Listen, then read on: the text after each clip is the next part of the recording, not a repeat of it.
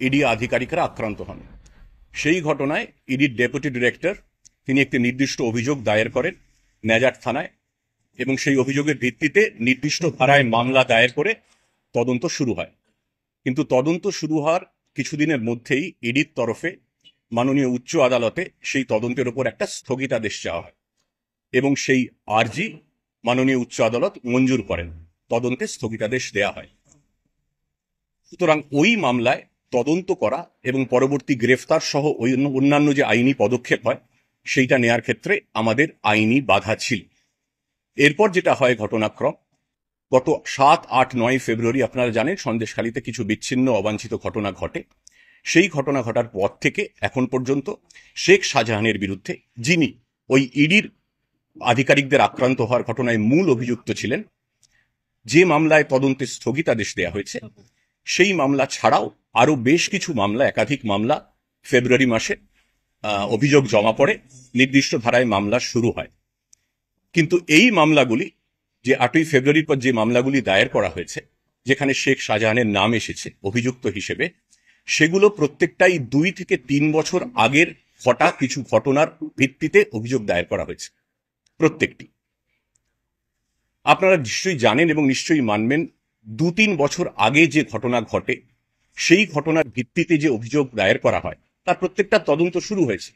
কিন্তু 2-3 বছর আগে যে মামলার ঘটনা, যে মামলার ভিত্তি, তাতে তদন্ত করতে, তথ্য প্রমাণ সংগ্রহ করতে অনেকটা সময় লাগে। কিন্তু যে মামলার সম্প্রতি হয়েছিল, যেটার কথা শুরুতে বলেছি 5ই জানুয়ারির কথা, যেখানে আমরা তথ্য প্রমাণ সংগ্রহ করতে পারতাম এবং পরবর্তী পদক্ষেপ করতে পারতাম, সেটাই আমাদের ক্ষেত্রে তদন্তে স্থগিতাদেশ ছিল, তাই জন্য গ্রেফতার করা যায়নি। অথচ সংবাদ মাধ্যমে, আপনাদের চ্যানেলে এবং আরো বিভিন্ন মহল থেকে এটা লাগাতার বলা হয়েছে যে পুলিশ ইচ্ছাকৃতভাবে শেখ শাহজাহানকে গ্রেফতার করছে না। আমি বলতে চাই স্পষ্ট করে, এটা ঠিক নয়, এটা ভুল, এটা অপপ্রচার। আমাদের আইনি বাধ্যবাধকতা ছিল, যেটা স্পষ্ট করে দিয়েছি। দিন দুয়েক আগে যখন মাননীয় উচ্চ আদালতের তরফে স্পষ্ট করে বলে দেওয়া হয় যে গ্রেফতারির উপরে কোনো ধরনের বিধিনিষেধ নেই, তারপর আমরা জোর কদমে তল্লাশি শুরু করি এবং গত রাতে মিনাখা থানার বামনপুকুর অঞ্চল থেকে শেখ শাহজাহানকে আমরা গ্রেফতার করেছি। গ্রেফতার করার পর তাকে বসিরহাট কোর্টে নিয়ে যাওয়া হয়েছে। কিছুক্ষণের মধ্যেই তাকে আদালতে পেশ করা হবে এবং তাকে পুলিশি হেফাজতে নেয়ার আবেদন জানানো হয়েছে। আমরা এটাও বলি যে ইডির আমাদের উপর আইনি বাধ্যবাধকতা ছিল ঠিকই, কিন্তু ইডির ওপর সেই আইনি বাধ্যবাধকতা ছিল না। তা সত্ত্বেও তারা কেন শেখ শাহজাহানকে গ্রেফতার করতে উদ্যোগী হননি, সেই প্রশ্নটাও আমার মনে হয় একটু প্রাসঙ্গিক আছে, সেই প্রশ্নটাও ওঠা উচিত। আর দুটো বিষয় বলতে চাই। আরেকটি বিষয় নিয়ে গত একদিন ধরে বেশ বিতর্ক চলছে, সেটা হচ্ছে ন্যাজাট থানার একটা এফআইআর নিয়ে, সন্দেশখালী থানার একটা এফআইআর নিয়ে। এফআইআরটা কি? দেখা যাচ্ছে অভিযোগকারী যেদিনকে অভিযোগ দায়ের করেছেন তার একদিন আগে এফআইআর স্টার্ট হয়ে গেছে। এটা নিয়ে একটা বিতর্ক তৈরি হয়েছে। আমি স্পষ্ট করে দিতে চাই, তারিখ লেখায় ভুল হয়েছে, কিন্তু প্রশ্ন হলো যে কোনো ভুল যখন হয় তখন সেটা দেখা উচিত যে ভুলটা ইচ্ছাকৃত না অনিচ্ছাকৃত। আমি খুব স্পষ্ট করে বলতে চাই যে এই ভুলটা ছিল অনিচ্ছাকৃত, একটা human error, pure and simple and inadvertent human error, period. এর মধ্যে কোনো অসৎ উদ্দেশ্য, কোনো অভিসন্ধি ছিল না, এবং ছিল যে না তার সপক্ষে আমাদের যথেষ্ট তথ্য প্রমাণ রয়েছে। পুলিশ সুপারের কাছে উচ্চ আদালত একটা রিপোর্ট চেয়েছেন এই ব্যাপারে, সেই রিপোর্ট আজকে পুলিশ সুপার পেশ করবেন।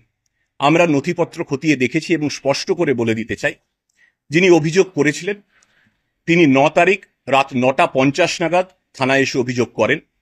সেটা প্রপারলি ডায়ারাইজড আছে এবং আমাদের সিট রেপে সেটা রিফ্লেক্টেড আছে, এবং আমরা যিনি অভিযোগ করেছিলেন তার কল ডিটেলস রেকর্ডস থেকে তার টাওয়ার লোকেশন বা তার সেই সময়ের অবস্থান দেখে আমরা দেখেছি যে সময়ে অভিযোগ দায়ের করা হয়েছে 9:50, সেই সময় সংশ্লিষ্ট অভিযোগকারী সন্দেশখালী থানাতেই ছিলেন। সুতরাং এই ভুলটা সম্পূর্ণ অনিচ্ছাকৃত, কোনো রকম উদ্দেশ্য ছিল না, এবং সমস্ত তথ্য প্রমাণ দিয়ে এসপি সেটা রিপোর্ট দেবেন। এই অনিচ্ছাকৃত ভুলের জন্য সংশ্লিষ্ট অফিসারদের কাছে এসপি একটি বিভাগীয় ব্যাখ্যাও চেয়েছেন। কাজ করতে আপনাদেরও ভুল হতে পারে, আমাদেরও ভুল হতে পারে। This was a mistake, but completely unintentional, inadvertent mistake. এইটা দ্বিতীয় বিষয় আমার বলার ছিল।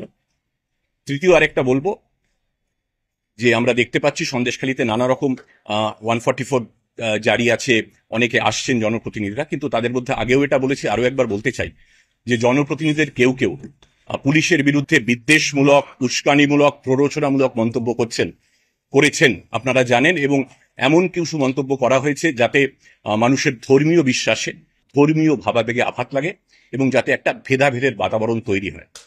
এটা আমাদের পক্ষে অত্যন্ত পীড়াদায়ক। কাজটা তো নিন্দনীয় বটেই, কিন্তু আমাদের পক্ষে অত্যন্ত পীড়াদায়ক। আমরা এটুকুই আশা করব যে জনপ্রতিনিধিদের একাংশ এমন মন্তব্য করা থেকে বিরত থাকবেন ভবিষ্যতে, যাতে মানুষে মানুষে ধর্মীয় ভাবাবেগ নিয়ে কোনো ধরনের বিভেদ, জাতিগত, ধার্মিক কোনো ধরনের কোনো বিভেদ তৈরি নয়। এটা আমরা আশা রাখবো।